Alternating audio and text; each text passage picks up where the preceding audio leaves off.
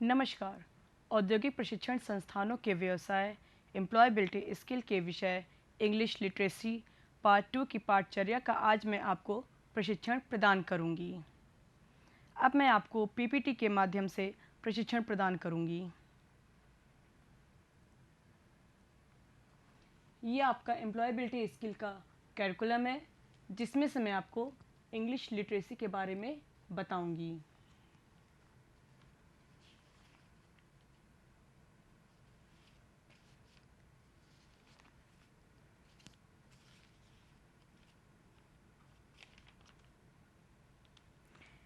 इसके पहले भाग 1 में मैंने आप सभी को importance of learning English, noun, pronoun, verb, adjective, punctuation और सिंगुलर और प्लूरल के बारे में बताया था।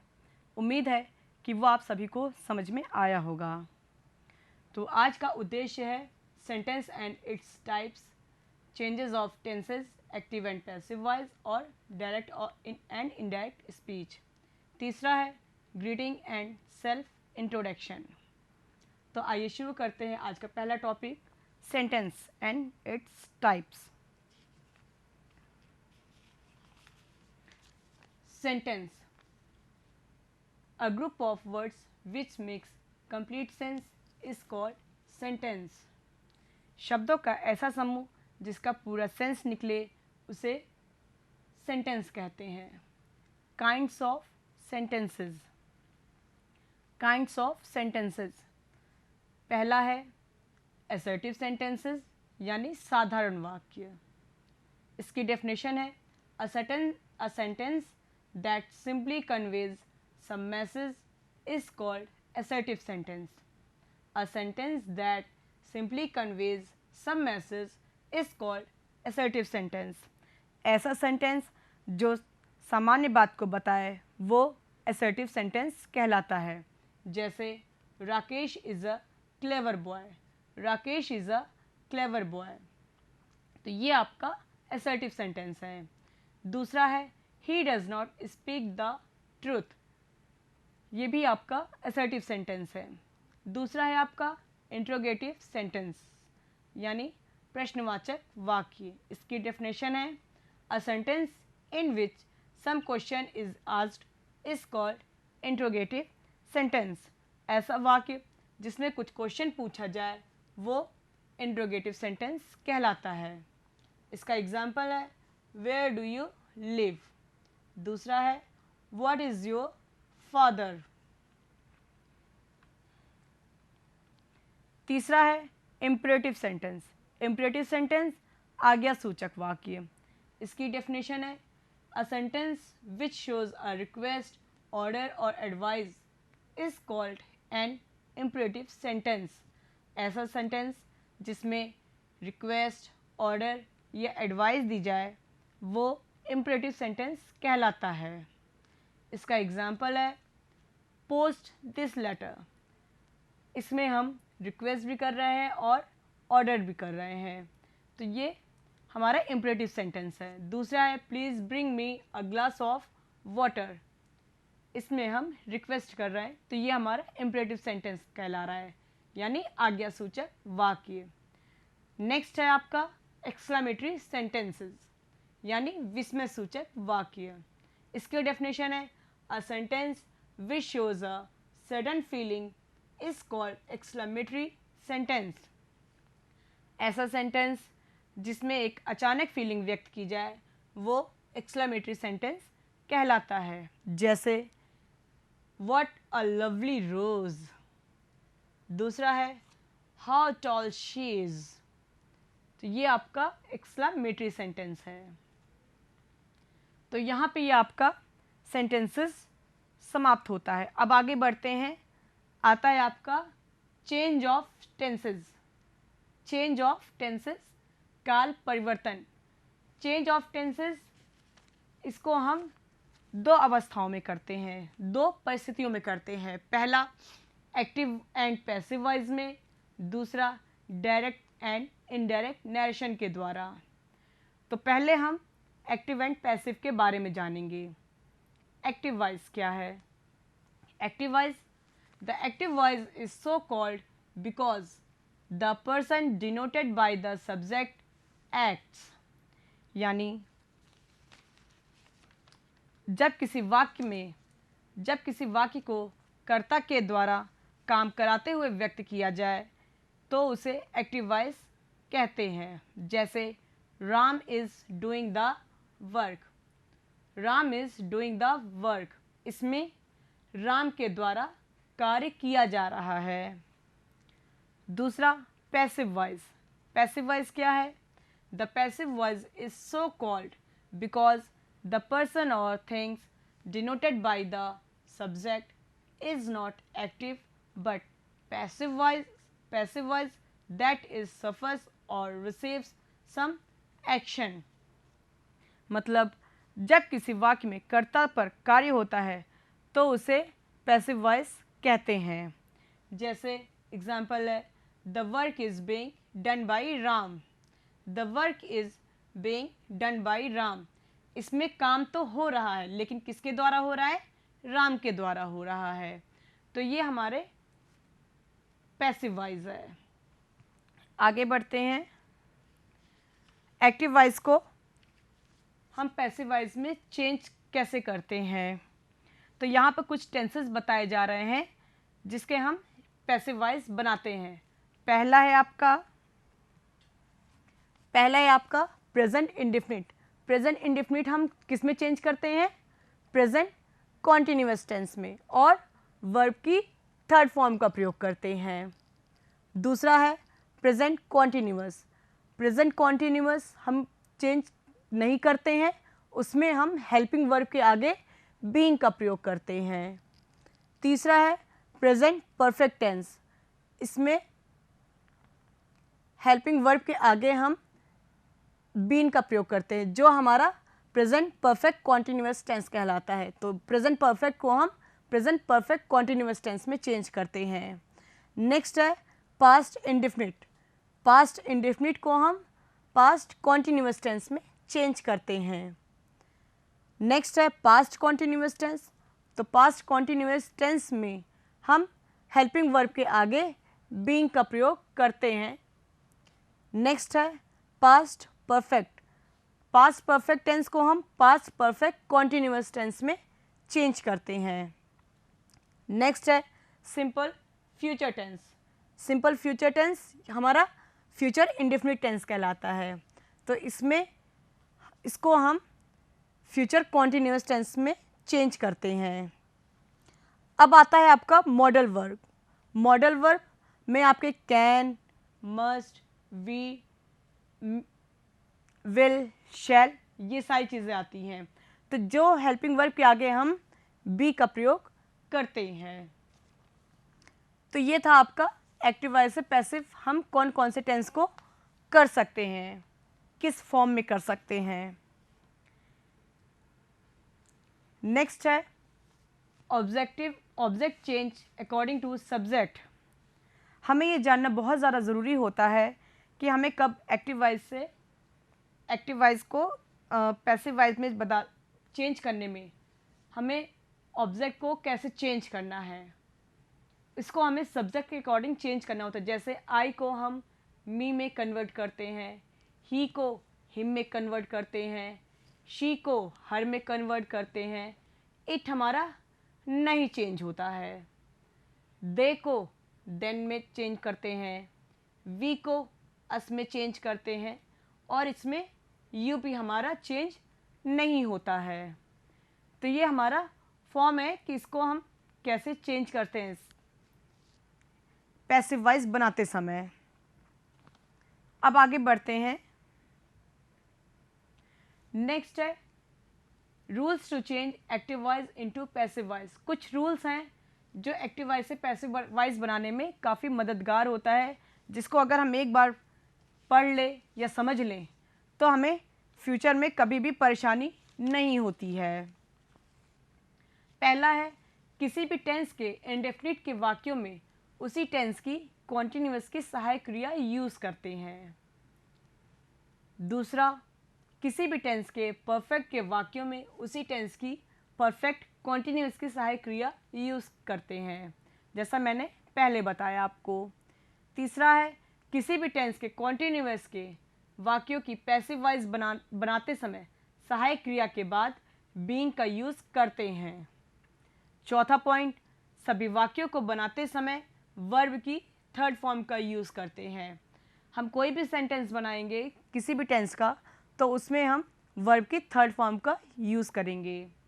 नेक्स्ट है नए ऑब्जेक्ट से पहले हम बाई का प्रयोग करते हैं। नेक्स्ट है सब्जेक्ट को ऑब्जेक्ट और ऑब्जेक्ट को सब्जेक्ट के स्थान पर प्रयोग करते हैं जिससे हमारा पैसिव वॉइस बनता है। तो यहाँ पे आपका एक्टिव एंड पैसिव वॉइस समाप्त होता है। अब आता है आपका direct and indirect narration. Direct and indirect narration ये क्या है? कोई भी व्यक्ति किसी बात को दो प्रकार से कर सकता है। कोई भी व्यक्ति किसी बात को दो प्रकार से कर सकता है। पहला होता है डायरेक्ट नरेशन के द्वारा, दूसरा होता है इनडायरेक्ट नरेशन के द्वारा। डायरेक्ट नरेशन क्या है? वी मे कोट हिज और her actual words, this is called direct narration. जब किसी व्यक्ति द्वारा कही गई बात को उसी रूप में हम बिना किसी परिवर्तन के व्यक्त करते हैं तो वो हमारा डायरेक्ट नरेशन कहलाता है। दूसरा है इनडायरेक्ट नरेशन। इसकी डेफिनेशन है we may report when he said without quoting his exact words, this is called indirect narration. जब वक्ता द्वारा कही गई बात में उचित परिवर्तन करके व्यक्त किया जाता है तो उसे हम इनडायरेक्ट नरेशन कहते हैं। जैसे Radha said to me I am going to Kanpur now. इसका ये इनडायरेक्ट था, इसका इनडायरेक्ट बनाते समय हम क्या चेंजेस करते हैं? Radha told me that she was going to Kanpur then. इसमें हमने कुछ चेंजेस किए हैं, जैसे कॉमा, इन्वर्टेड कॉमा की जगह पे हमने दैट का प्रयोग करा है। ठीक है, डायरेक्ट नरेशन में कॉमा इन्वर्टेड कॉमा होता है और इनडायरेक्ट में चेंज करते समय हम इसकी जगह पर दैट का प्रयोग करते हैं। दूसरा, comma inverted comma direct narration में होता है, इनडायरेक्ट में नहीं होता है। नेक्स्ट, इसमें हमने एडजेक्टिव चेंज किया है। एडवर्ब नाउ को हमने देन में चेंज कर दिया है। अब हम इसमें बताएंगे आपको रिपोर्टिंग स्पीच और रिपोर्टेड स्पीच के बारे में। इसमें Radha said to me, Radha said to me ये हमारा रिपोर्टिंग स्पीच है, और I am going to Kanpur now ये हमारा रिपोर्टेड स्पीच है। इसमें राधा हमारा सब्जेक्ट है, सेड टू हमारा वर्ब है और मी हमारा ऑब्जेक्ट है। इधर की तरफ आई हमारा सब्जेक्ट है, एम हमारा रिपोर्टेड टेंस है, गोइंग हमारा वर्ब है और कानपुर हमारा ऑब्जेक्ट है।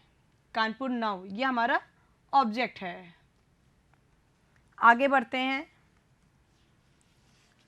Rules for changing direct into indirect narration. इसमें पहला है when the reporting verb is in the past tense और present tense of the direct speech are changed into the corresponding past tense. जैसे पहला है आपका simple present tense becomes a simple past tense. इसका example है he said I am unwell. इसका indirect बनेगा he said that he was unwell. तो इसमें हमारा एम हमारा वॉज में कन्वर्ट हो गया और कॉमा इन्वर्टेड कॉमा की जगह पे हमारा दैट का प्रयोग हो गया। दूसरा है present continuous becomes past continuous tense. तो ये इसका एग्जाम्पल है Rohit said I am eating the food. तो इसका इनडायरेक्ट बनेगा हमारा Rohit said that he was eating the food. Next है present perfect becomes past perfect. इसका डायरेक्ट नरेशन में आएगा he said I have pass the examination. इसका इनडायरेक्ट नरेशन बनेगा he said that he had passed the examination। Next है आपका simple past becomes past perfect. Simple past को हम past indefinite tense भी कह सकते हैं, जिसे हम पास्ट परफेक्ट टेंस में चेंज करते हैं। इसका डायरेक्ट नरेशन एग्जाम्पल है he said the horse died in the night. इसका इनडायरेक्ट बनेगा he said that the horse had died in the night. Next है आपका the tense may not change if the statement is a universal truth. We can often choose whether to keep the original tenses or change them। यदि reported speech में कही गई बात universal truth है तो उसमें हम कोई चेंजेस नहीं करते हैं। जैसे German is easy to learn she said. German is easy to learn she said. इसका इनडायरेक्ट नरेशन में बनेगा she said German is easy to learn. ये यूनिवर्सल ट्रूथ है कि जर्मन लैंग्वेज को सीखना इजी नहीं है, तो यहाँ पे हम सेम चीज़ को ही ले आए हैं। आगे बढ़ते हैं। अब आता है आपका इंट्रोगेटिव सेंटेंस, इसके रूल्स। इसका जो पहला रूल्स है इंट्रोगेटिव सेंटेंस बनाते समय, दो रूल्स को हम फॉलो करते हैं। इसमें पहला रूल्स है आपका when the question is not introduced by an interrogative word. अगर जब रिपोर्टेड स्पीच में किसी सहायक क्रिया से शुरू हो तो हम इंट्रोगेटिव सेंटेंस कैसे बनाएंगे। पहला है reporting verb changed into asked. Reporting verb changed into asked. Reporting verb को हम आस्क्ड से चेंज कर देते हैं। दूसरा है comma inverted comma are replaced by if और वेदर। तीसरा है interrogative sentence becomes a simple sentence. इसमें इंट्रोगेटिव सेंटेंस को हम सिंपल सेंटेंस के तौर पे लिख देते हैं। जैसे इसका एग्जांपल है direct the teacher said to student. The teacher said to student will you come tomorrow. तो इसका इनडायरेक्ट बनेगा द टीचर आस्क्ड स्टूडेंट। यहाँ मैंने बताया है आपको कि सेड टू हमारा आस्क्ड में कन्वर्ट हो जाएगा और कॉमा इन्वर्टेड कॉमा की जगह पे हमारा इफ़ का प्रयोग होगा। अब बाकी सेंटेंस हमारा सिंपल सेंटेंस बन जाएगा। तो यहाँ पे देखिए the teacher asked student if he would come the next morning. Tomorrow हमारा नेक्स्ट मॉर्निंग में कन्वर्ट हो जाएगा। दूसरा है आपका when the question is introduced by an interrogative word. जब रिपोर्टेड स्पीच किसी इंट्रोगेटिव वर्ड से शुरू हो तो हम क्या चेंजेस करते हैं।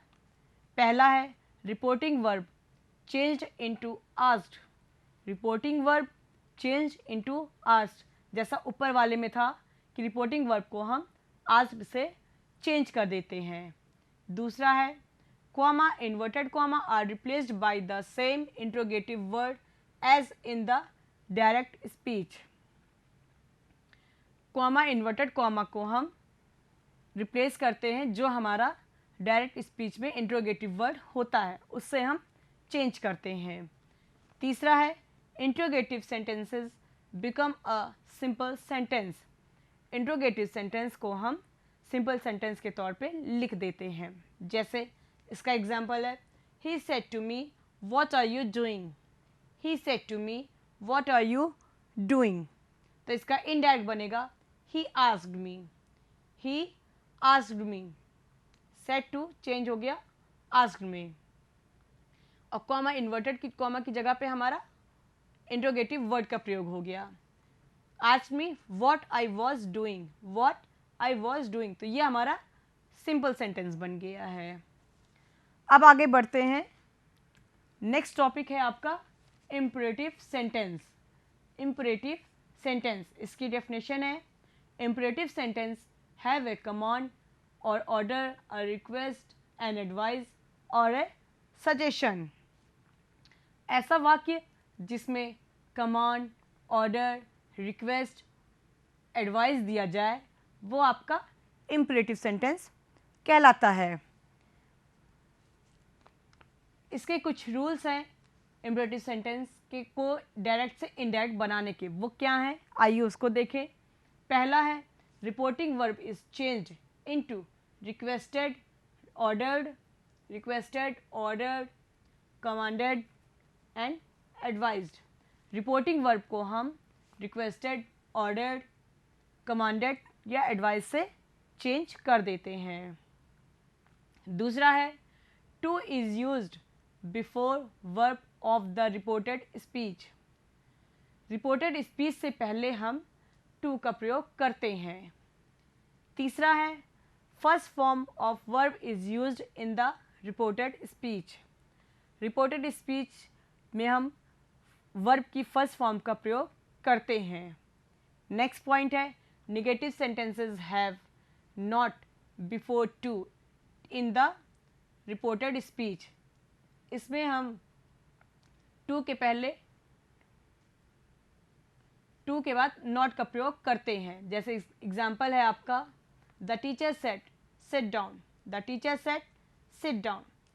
इसका इनडायरेक्ट बनेगा the teacher ordered to sit down, the teacher ordered to sit down.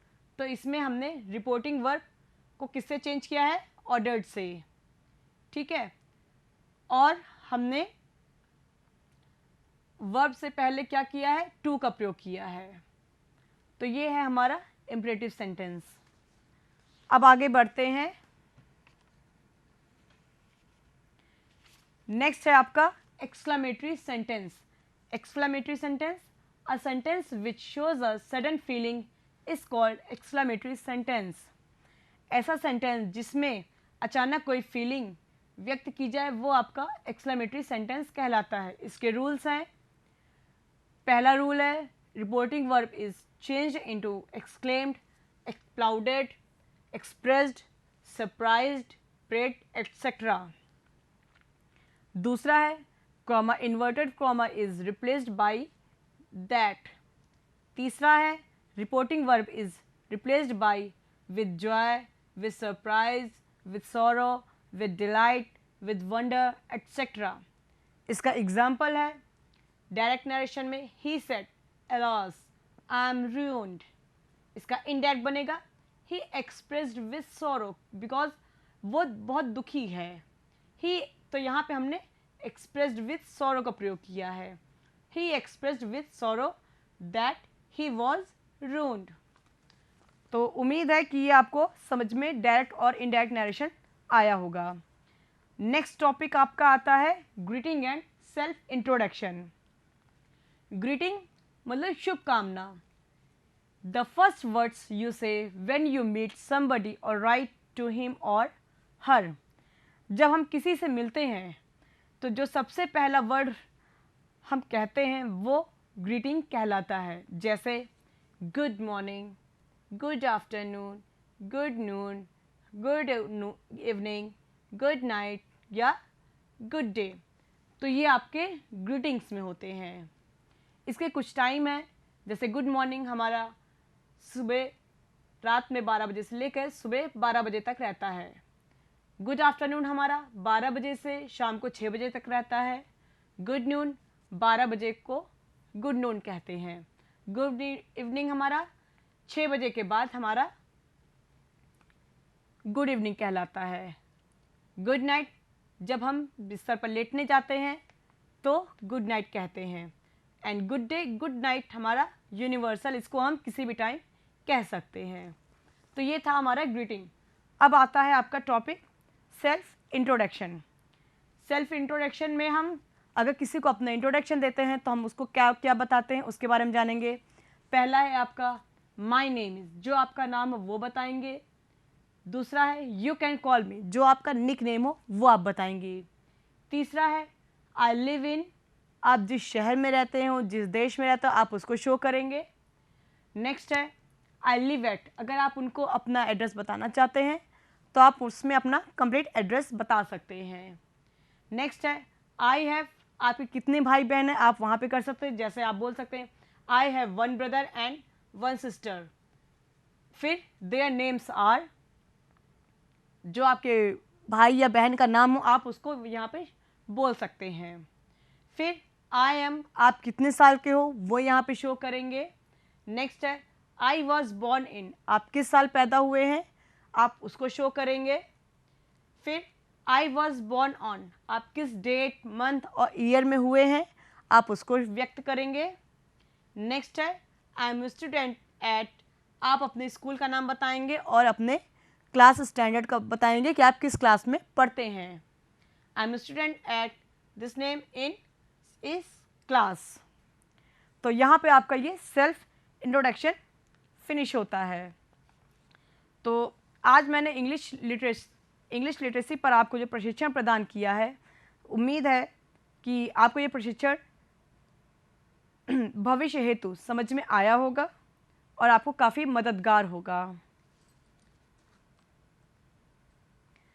अब आपके प्रशिक्षण का सारांश है जिसमें मैंने आपको बताया है sentences and its types, change of tenses, active and passive voice and direct and indirect narration.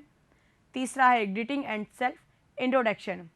तो ये आपका प्रशिक्षण का आज का सारांश था।